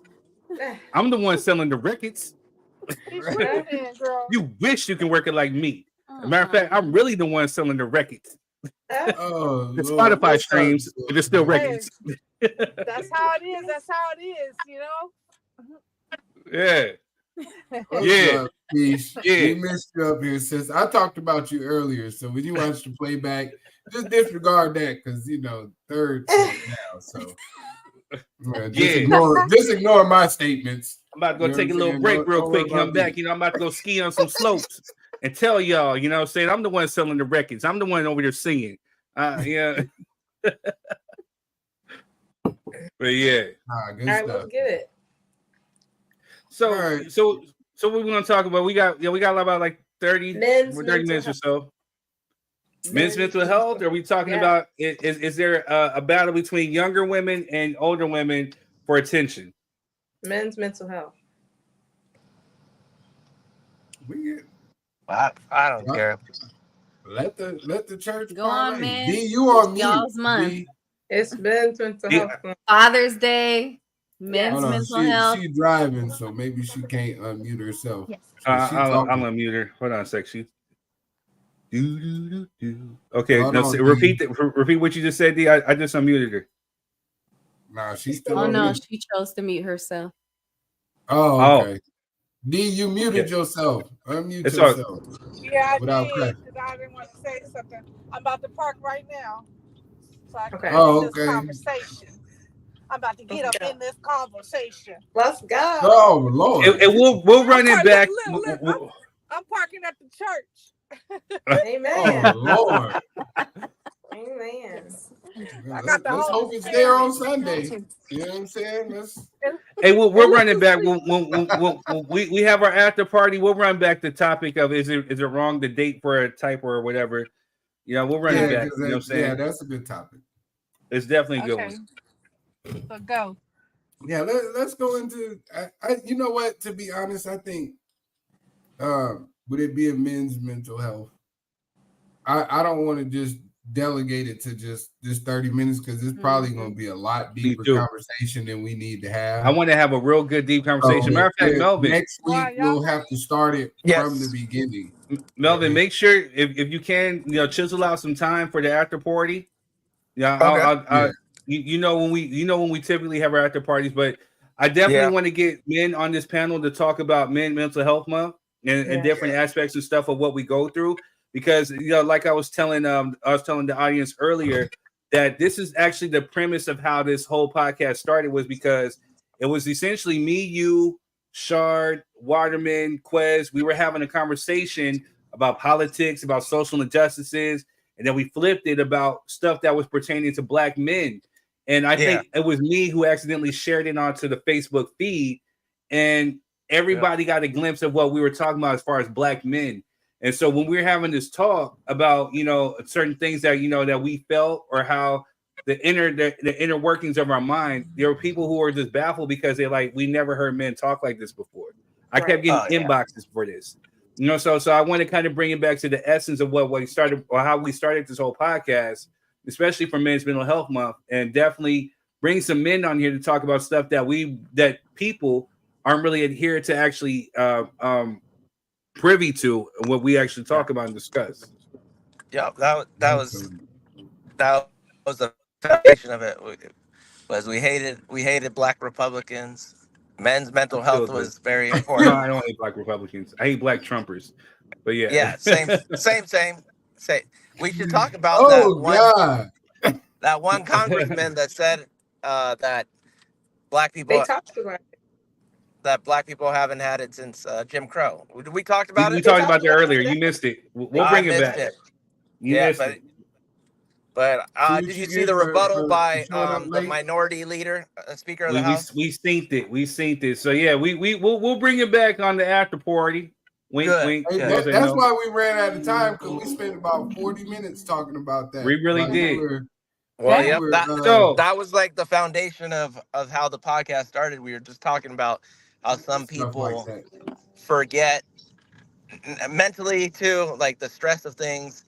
They forget where they actually came from and what's really valued to them. And a lot of people just check out. And I think that'll be a good thing to talk about tomorrow, or whenever, or the next week. Right. Or whatever other day. So like I was saying, it's Mental Health Month, so we're gonna take different aspects and talk about different things that pertain to men's mental health throughout the month. Because again, we suppress a lot because we're told we got to be strong. We got to keep going. We have to keep going, pushing forward, and we don't necessarily deal with certain things that we deal with, and we turn to other vices, whether it be alcohol, whether it be drugs, whether it be women, whether it be eating. There's different things that we use to cope with the stuff that affects us mentally, and we don't necessarily address it. You know what I'm saying? So the thing that was healthy was that we have men's circles and we talk about the stuff. We ask the simple question, "Hey, how was your day?" And it was crazy because, truthfully, this one right over here, Tuesday, we had a good weekend. I come back to work and I had one hell of a day. And I'm like, I just need some Hennessy and some food. And I'm just mad. And I didn't even expect her to do it. She showed up. She had some food and some Hennessy. Because I really had a rough ass day. So this one right here. So shout out to Jess. I went to sleep on his ass. You know what I'm saying? Take your black ass to the stove. You passed the stove on the way home. You knew you was hungry before you got to the house. You know what I'm saying? You should have stopped. You know what I mean? Not gonna drive all the way over there because you had a bad day. The hell? What? See, in the car now. That's why I don't open up talking on that. I'm not vulnerable. That's why you over there in the co-host seat. You know what I'm saying? I'm way over here in the square. Yeah, and the other side of the world. You know what I'm saying? I'm in my whole square over here because he just would have been hungry that night. Nigga, you should have grabbed you something to eat on the way in. Nigga, I'm not getting out my bed. You the problem, you are the wrong with you. Let's talk about when are you gonna bring the queen calling back? me. You could have called Uber Eats. Hey, Quiz. You wasted a phone call. you wrong. Quiz, you had a question. When are you gonna bring the queen back? We haven't seen her on the podcast for a while. Man, the queen be right here. She pregnant. She's pregnant. Oh. She don't want to talk to y'all. She don't want to get high blood pressure. Said she ain't effing with us. She be right here. She be listening the whole time. She be right. She just be laying in the bed. Yeah, she's pregnant. Yeah. Congratulations. Man, we 14 days out. You know what I'm saying? Oh, I think we can announce it now. You know what I'm saying? So part of the reason why we have to we push things back and as far as like having our meetup in Vegas, which we're gonna probably push out to October. You know what I mean? Mm-hmm. But we've been dealing with some stuff, personally, but we've been keeping things under wraps. So I think, since Quest put it out now, him and his queen are expecting, their child. So, we've been keeping them uplifted in prayer. And it's about to come into fruition. So I'm getting ready to be an uncle again, So yeah. Congratulations. I'm gonna come out there and sing him new notes, make sure that he know not to, mess with the other temptations, That's it. That's all. We know who David Ruffin is in true essence and spirit. So, we stray away from that. And I'm just playing T-side. Just joking. But now, if y'all know me, y'all know I don't really post my kids and stuff like that on social media. Yeah, I mean I don't. Reasonably, there's a lot of weirdos out there, so you ain't lying. Yeah, the queen do it. So if you her friend, you'll get to see all that type of stuff. You know what I mean? And I don't like it because people don't like me in real life. So you know what I mean? if you say something, or do something disrespectful to any of my kids, just know we're gonna have issues. So I be trying to save people from themselves. People don't think before they type, and what I mean. Right. That's true. That's why I don't do a lot of that. But if you follow the queen, she gives y'all updates and stuff and hints and insights to that. But don't go follow her and talk shit. Y'all see, I got Bob all up and down my wall right now. Yeah. All right, y'all. So real quick, definitely, man. Much love. So, there's this clip. We'll talk about it real quick. And then, of course, we're going to wrap it up. So, AI can do its work for me. So I don't have to be clipping up stuff, unless I have to. But there's this clip where basically this woman was talking about, do older women and younger women compete for attention? So here goes the clip right here. Our culture switched. And like when I was growing up, I used to want to be like Phylicia Rashad because I looked up to women that were older.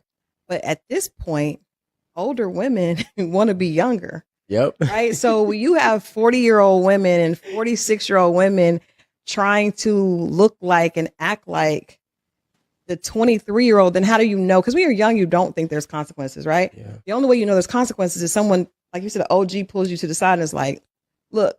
But really, the culture is chasing youth. So it's like backwards. The older women want to be young. That's the only thing. Like, there are women, and this is no disrespect, but no women in their 60s getting BBLs. Like, that's crazy. What is happening? What are we doing? So how can a woman who's 23 trust your leadership if you're trying to look like her? Phylicia Rashad wasn't trying to look like, I was trying to be like her. But if she staged with, her butt out and trying to look like me, then I wouldn't have respected her. So I feel like of course people don't believe there's consequences because the older people are lying. They're lying. They're chasing the same thing. So you have rappers in their 40s and 50s getting into beef with Kodak Black. Like that makes no sense. There should be, like, in order to lead, you have to lead by example. Yeah. And to me, everybody is chasing the youth, the younger culture, which makes them disrespect. Why would I look at you? You want to be like me. Hey. Right. Facts. So, panel, do you guys agree or disagree with what she's saying? Agree. With the rap, she needs to leave that alone. Just Agree. saying. Right. There's no age limit. Sorry. Shut her mouth. I agree. That don't even make no sense because at the end of the day, you get to a certain. Everybody gets seasoned. Like your older women are more seasoned, and now they know more stuff that's with life and can make a move more smoother than when we was in our 20s. It's not down for it's just the steps of life as you go. Don't think because they hit 50 or 60 that now they just want to be so young again. No, because there's a lot of them that look naturally young, just like with me going to the. I'm sorry, it's a fire truck. So my thing is like, even when you get a certain age, you ain't even got that menstrual cycle no more. Boo, you really wild, and What the what? And let me tell you something. What? Your hormones get a lot different then. That's like how you see a lot of people that after when they have kids, sometimes they argue, they fight, sometimes they don't. But once the kids are grown and out, do you see how couples start hanging out more and black love and start loving each other more? Yeah, I see they get divorced. It's a whole. No, I've seen a whole lot. What the? Now I don't have to be with your ass because the kids are out. Well, let's let we see them all at we see them all at the Jazz Fest. Shout out to Newport. No, for real. For real. No, I went to the cigar lounge last night, and I was surprised to see at the cigar lounge a lot of men with their wives. At the cigar lounge, some of them smoking, some of them going to the restaurant side of the lounge, right? And, just eating and hanging out because they don't like to smoke because it's out here in Atlanta you can smoke inside the building, so inside the lounge it's what I mean, kind of smoky in there, and it's there's a lot of older couples that chill like that, right? Yeah. And it was good to see. They were playing spades and all kind of stuff. You know what I mean? I thought I was at my auntie and them house. You know what I mean? And I was just trapped, but it was still fun. That's good to see, though. No, I don't smoke cigars for real. I just went to do some networking, but I mean, it was fun. It definitely was fun. It was good to see them having fun. You know what I mean? Because you always think when you see the older people, you be like, this shit over after this, man. You know what I'm saying? It's not. And man, you hit like 50, I'm anti-grandma BBL. No grandmas should get BBLs. I didn't see that. I think there's a point to it because isn't that how Kanye West's mom died? Because she tried to have some plastic surgery and all that other shit, trying to look young. She did too much. She went to Mexico. I had another doctor do it. Mexico. Don't do that. Because I'm like, so the point being is, a millionaire, you're old. What are you doing? Right. Why? Why are you? You made it this far. Looking how you look. Yeah. Cheryl says older women can move on. Youngins got to impress. Oh, God. I think that's how it's supposed to be, Cheryl. But my thing is, I feel like we have to stop putting age on morality. I don't think that there's an age to morality. I think that if somebody's doing something wrong, whether they're 20, 40, 60, or 80, it's still classified as wrong. I think the problem is we say like, oh, when people are young, you're supposed to be bad. Like you're supposed to get a BBL. You should never get a BBL. In my opinion, it's not good for you. I wouldn't. Number one, it's not good for you. And number two, it's literally the surgery with the highest mortality rate across the board. Young, but I think old, it's not about so much mortality. It's kind of like what Dee said. It's about experience. When you're young, you're doing a lot of ratchet, dumb shit. The hoe phase, all these things that a lot of people, a lot of average people go through and do, and they learn from their mistakes. And then when you're older, you shouldn't be having a hoe phase when you're 40 and you have a husband and you're already settled and you're like, you're grown. You already know the consequence. Right. Your kids is 15 and 16 and you trying to have a hoe phase. Why are you doing this? Because you've already had the life experience. And so like kind of when you're younger, you're more rebellious. Not when you're 40 or 50, you're not rebellious. They're like, that motherfucker just dumb. He's not getting with the point. Right. Can I be honest? Go for it. I think there's a segment of individuals, because I don't want to place this on anybody in particular. There's just a segment of individuals who made bad choices early, right? That had children early, and then now that their children are grown and moving on, because we got to realize that some of these individuals that we talking about trying to compete with these younger women, they kids are maybe 18, 19, and 20, and they only 41. So they never had that opportunity to experience those 20s clubbing and college tours, and you know what I'm saying? That makes sense. Them traveling to you know what I mean, Mexico, and just hanging out and so they feel like they missed out. They missed out because they were taking care of their children because of decisions they made. So now they still feel like they're young.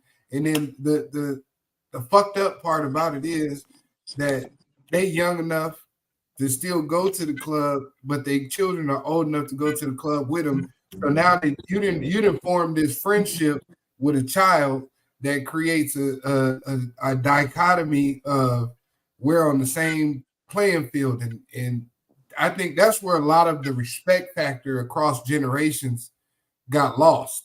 Yeah, because we got a lot of parents trying to be their kids' friends and not be their parents. And that's I can't wait till you old enough to drink with me, and I can't wait till you old enough to smoke a blunt, and like that type of energy.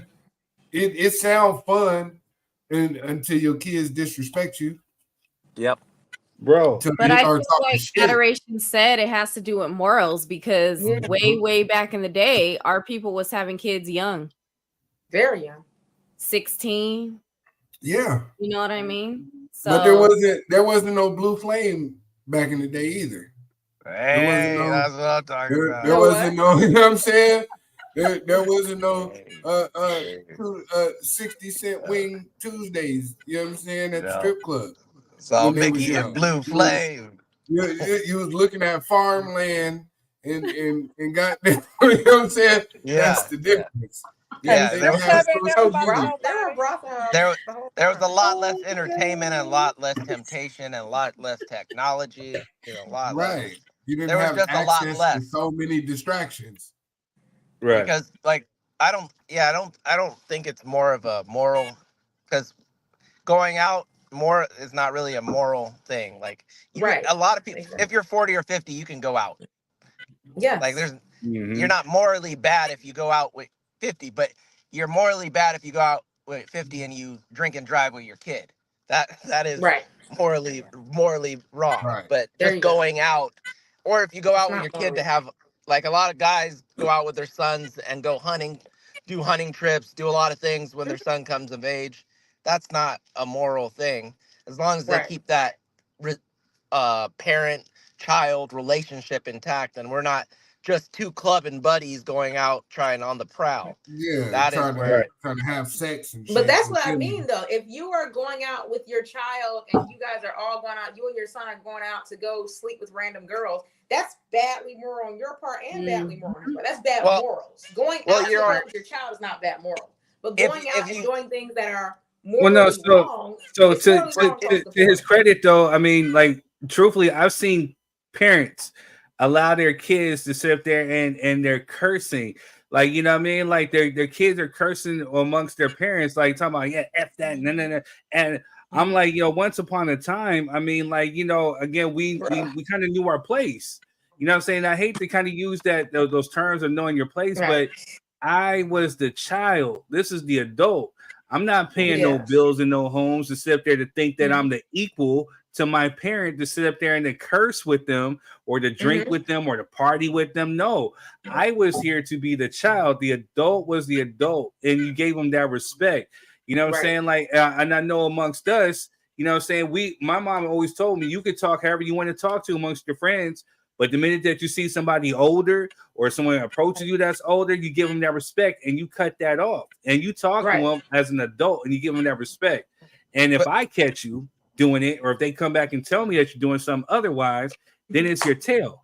You know what I'm saying? That's that old school, hard school parenting. And there's Nowadays, even an these kids, example. these parents want to be their kids' friends. There's even an example here on the podcast when Mama Tucker comes on. We don't cuss. We don't try to fight. We don't disrespect. I don't say nothing. He don't say nothing. The whole time. And that's the best example is like, Quez knows I'm 40 the years old. relationship. I still don't cuss in front of my mama. You understand what I'm saying? Like, for real. And this is Quez mama, but, you know, and I don't know where she's at in the world, but I still feel like she might be my mama. You know what I'm saying? And she probably get on the phone with my mom like, yo, you know what your son be doing? And then I told you, I don't want no smoke with that woman who gave birth to me. No smoke at all. Even at my age. It's the respect of your elders. I don't want no smoke with this woman that gave birth to me because she hits like a damn dude. No smoke. It's the respect of your elders, and that just we all, everybody on the platform, we just like understand that. Yeah, that's Quez's mom. We're not gonna disrespect her. She's his mom. Why would we do that? Let's act accordingly. And so if I accidentally cussed in front of my mom, I'm like, my bad, mom. You know what I'm saying? Like, you know what I mean? Like, I would never cuss at her though, but you know what I mean? Like, but in conversation just around, and I said cuss her, I'd be like, damn, my fault, mom. You know what I'm saying? I let alone try to say, like, mom, you see this bullshit? Like, hey, whoa, hey. You know what's going on? My mom, if she knows I'm upset and I let it slip, she'll give me a pass. But she'll be like, "Hey, remember, I'm not one of your little friends." Right. That's the line. And don't call me bro. That's always been the line. That's the new thing, D. They just gonna call you bruh. They call you bruh. I've been trying. Bruh. I've been trying. It might be a different generation. I've popped them upside the head so many times. Hey, you know, so I got a little taxi cab confession. So I heard a kid talking to their mom saying, bruh. And I went to duck like you know, like I'm not trying to call CPS. You know, I'm a mandate reporter. I ain't trying to see all this. And you know what I'm saying? Like, you know, it's just a different era that we're in. Like, you call your mom and your dad, bruh. Yeah. Imagine me going to my mom and talking about, hey, what up, cuz? Hey, mom, what up, cuz? You know what I'm saying? My mom would knock me in my teeth. Yeah, I'm not your bruh. No, you just catch it right here and stop that bleeding. Exactly, D. You know. I don't play that shit. I don't like it. You know what I mean? Show me the respect.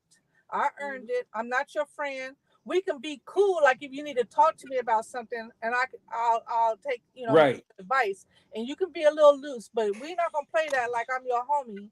You know, bro. You don't understand, bro. Who the hell you talking to? See, but that's why you got grandparents. Because my grandma was my homie. I can talk to her about anything. Right. I can't talk to my mom. I can talk to my grandma about anything. Right. Like, see, there's this false sense of respect nowadays. You know what I mean? To where people feel like individuals feel like you owe them a certain level of respect that they have. You know what I mean? There's whether you feel right, wrong, or indifferent about people in certain age brackets, like you don't have to let them disrespect you. But there's a level of respect that they've earned because they've lived a lot longer than you. Exactly. You should cherish that. You know what I mean? Whether you feel like however they live in their life or what they got going on is something that you would subscribe to, there's still a level of respect because you made it where I'm trying to go. And I should show reverence for that. You know what I mean? Yeah.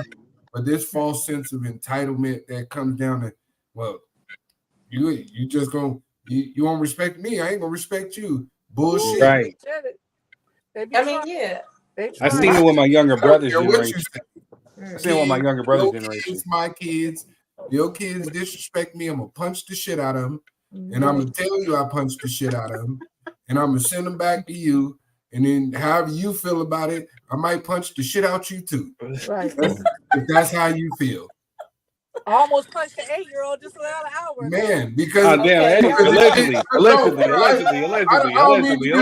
Hey, there's some people who are watching who are mandate reporters. Allegedly. No, I'm just saying, like, it's getting out of control though. Like, for real, like, people be on some, don't say nothing to my kid. Like, your kid is a piece of shit. Yeah. And so are you. And like, you got to blame that on parenting. That definitely falls back on parenting. You need to grab that. Like, you need to correct that. If you catch my child doing something out of pocket and you correct them, I'm right there with you. Like, hey, yeah, Exactly. bro, why are 100. you doing that? 100. Like, what's wrong with you? 100. I'm not finna jump in your face like that's mine. Don't talk to mine. Like there's even with the parents. I wasn't just talking about kids when I said there's a certain level of respect that people feel like they're entitled to. If you're a horrible parent, you're a horrible parent. Right. Yeah. Period. Yeah. Hey, Toothpick. We're going to put Toothpick in this conversation real quick from the panel. Everybody that's here now, we're going to have an after party. I'm going to announce the date. Wink, wink. Y'all know when the after party is, but I just need to know when's a good time for the after party. Wink, wink. Yeah, we got you. What's a good time? Same time. The usual. Okay. Like the 7. usual, sir. 6 o'clock. Yeah. 7. That'll work. 7. It's a little late. We pushing it. No, it's the same time we start today. 6. Well, y'all gotta move stuff around for me. I look like I'm pregnant. Shoot, hell, move some stuff back for me. She said, "Wow." You ain't pregnant. Take your ass to the gym. Yeah, Don't cut some corners. Fuck what those niggas did. You heard Kendrick. Just do 6. But I probably won't tap in until 7 though. But that's fine. You know, we'll again. We're gonna keep it underneath 2 hours, so you know AI can do its cutting and stuff. But you know, we'll start it. So just hit me in the inbox. But we gotta put a Toothpick in this conversation. It's been a good one. Right. But again, Facebook is messing with me. They hating on us. But they not like us. You know what I'm saying? So we gonna beat the system. But this has been a good one. I love the conversation. We'll write down everything that you guys want to say, because we can run back these same topics tomorrow to yesterday or something. Whenever we have the after party. Right. All right, y'all. Much love. Thank you guys for tuning in. Make sure that you guys are hitting the like, share, subscribe button. If you guys are watching, I know there's been people watching. Just make sure you hit the share button, share this on with your feed. We'll catch you at the after party. You know, the flyer will be up soon. Much love. Peace. Peace. All right, y'all.